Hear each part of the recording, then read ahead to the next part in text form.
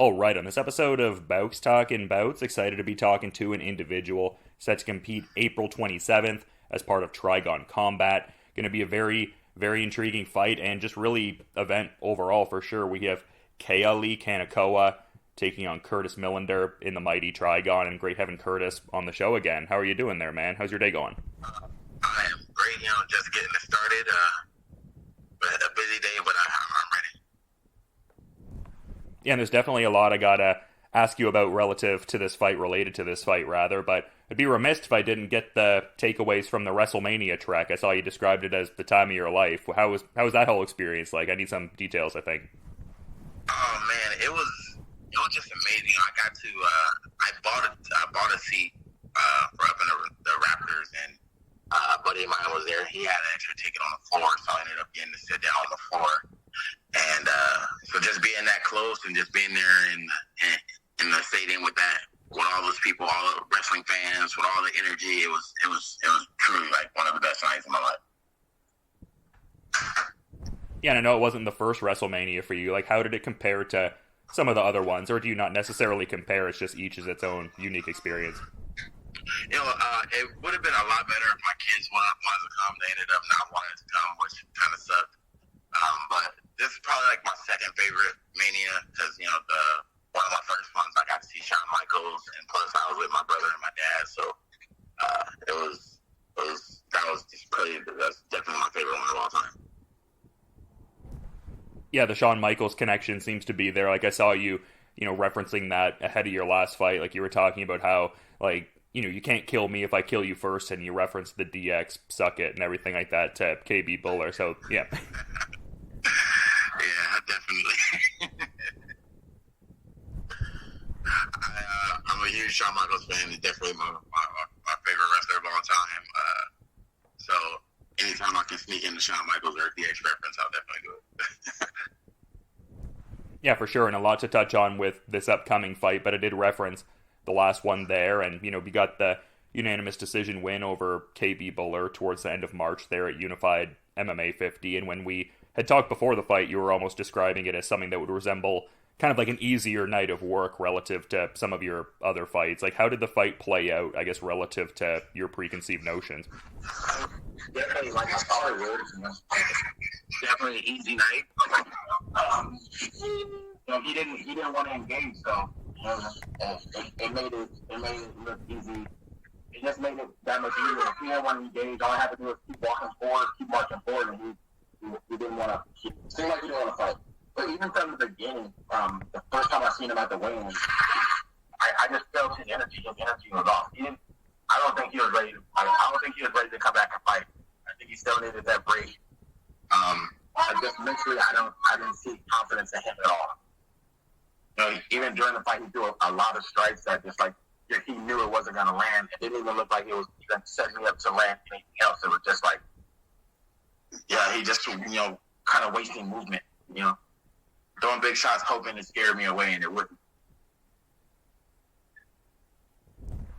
And I know a component of the last fight, too, like you were almost confused that the unified middleweight belt wasn't on the line there, and obviously you have this next fight coming up here, but one of the last things we touched on in our last chat was how this is going to be, your last year of professional fighting overall. So to that point, would a unified MMA middleweight title shot represent your ideal, I guess, bout beyond this? Like, are you kind of looking towards that as like an express goal, or not so much?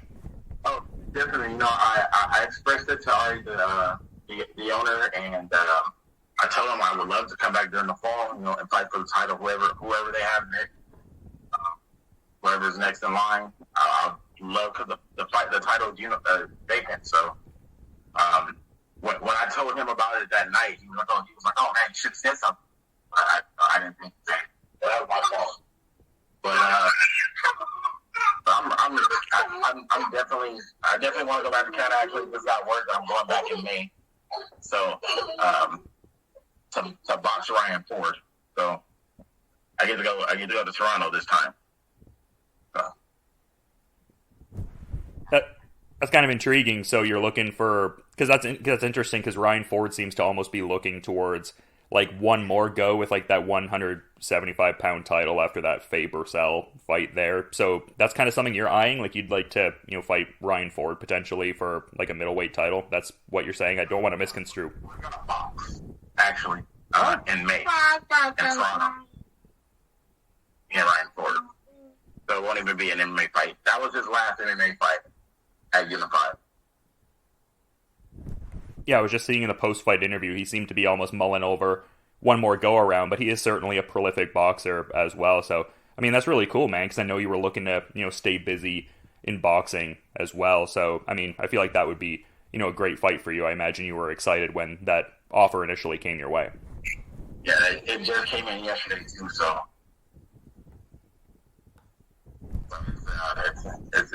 It's verbally agreed, so now we just got to sign the contract. So I'm definitely going to stay busy this year, get everything I can out of this body of mine, and go on to live in peace and retirement.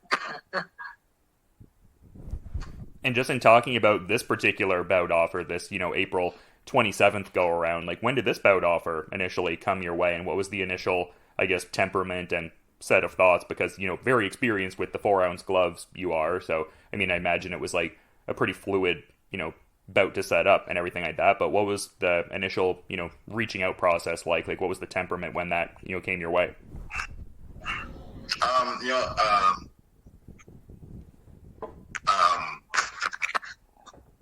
Mel Venezuela was the matchmaker for BYP. He was actually my first manager to match my first 7 fights, so me and him are really close. He's been trying to get me to do bare knuckle for a long time, but a long time, like my hands aren't built for that. They're not. I have little pillow hands sometimes, so bare knuckle is definitely out of question. But he said they were coming to California and they're coming to the hangar. He was like, "Yo, they're gonna be wearing the MMA gloves. Definitely do it then." I was like, "Yeah, I'll do it now." And then if being at the hangar just adds more to me. I'm the man at the hangar. I have more fights than anybody. Nobody's ever fought there more than I have. I believe this will be my now 9th fight in the hangar. So anytime I can bless the hangar with my fighter presence, I'm good.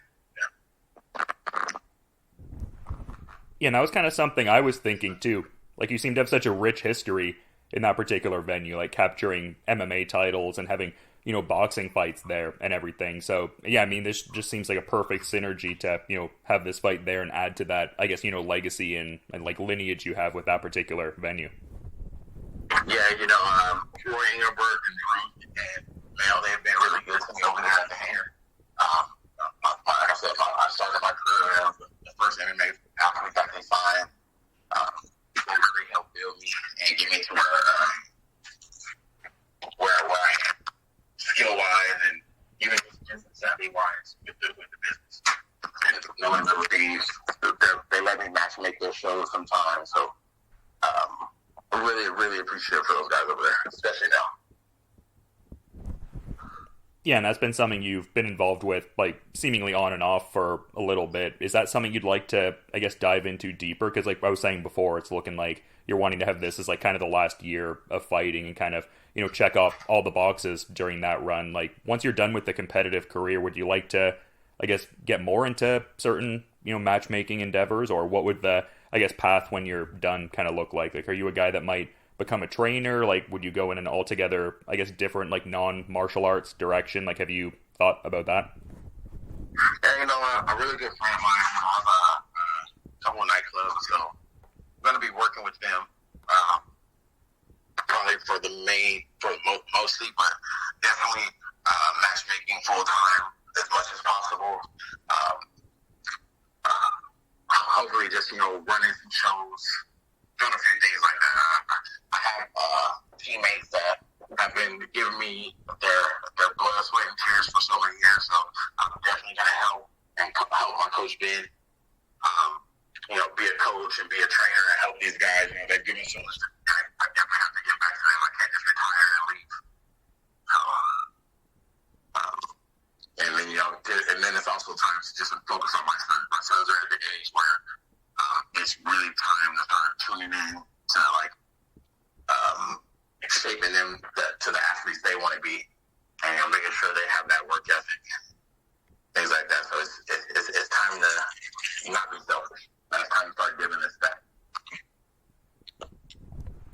Yeah, and that's cool. Like, what athletic endeavors are your sons involved in, and what are you kind of, helping them out with and stuff like that? I mean, obviously you have a lot of knowledge being a professional athlete, but what, I guess, athletic endeavors are they involved in?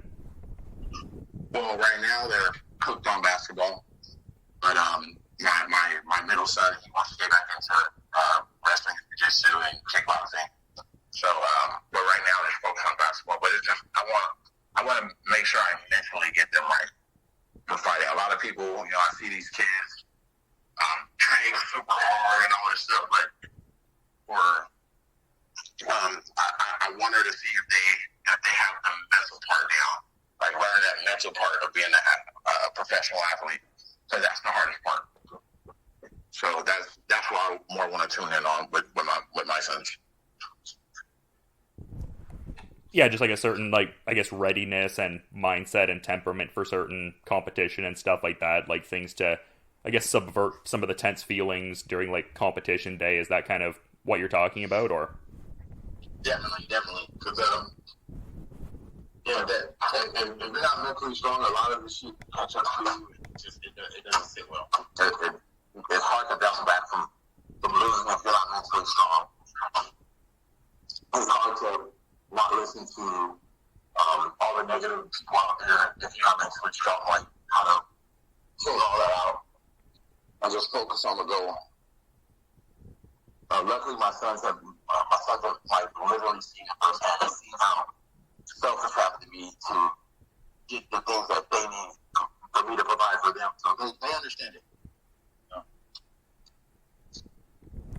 Yeah, for sure. And in terms of, like, the next task for you, just kind of like going over your opponent's resume there, it's looking like they have some pro MMA and, pro boxing experience, like having fought with, like, Cage Warriors and LFA. Like, what are your thoughts on, I guess, their general, like, resume and, I guess, stylistic attributes? Like, what does your opponent, I guess, bring to the table heading into this one, you think?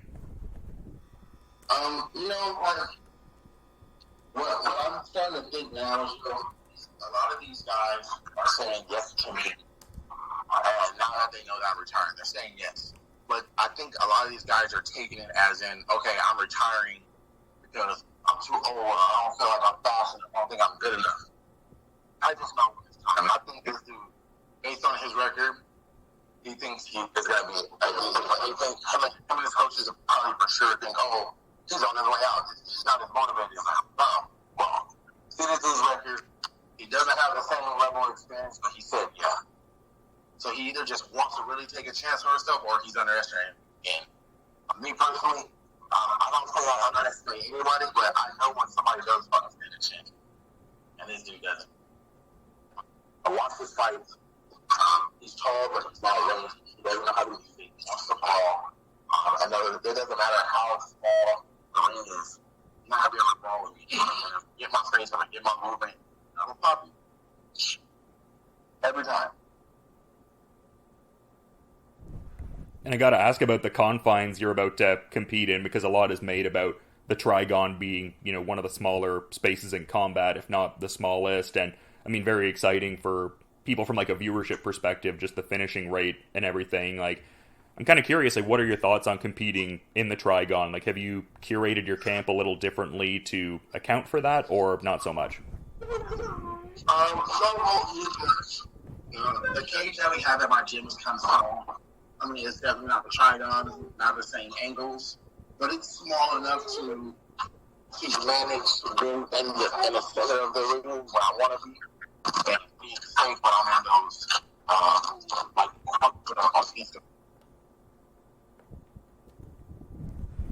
Yeah, it's a very exciting proposition to, see you get out there and compete and everything like that. I think this is cool that, they're kind of expanding into a bit of a newer market, but also trying out something a little newer with, like, the 4-ounce gloves and stuff like that. I think it definitely, could lend well to, the Trigon and just everything that they're doing. But I very much appreciate you, making some time to talk before the fight, Curtis. I want to be mindful of your time and schedule, though. So that being said, is there any final parting thought you might want to add as we're kind of wrapping up here, though? No, just to thank you. I appreciate the time. Anytime I get a chance to, to talk to anybody and get the word out there, get the promotion for the fight, I'm with it. So anytime, there's no bother at all.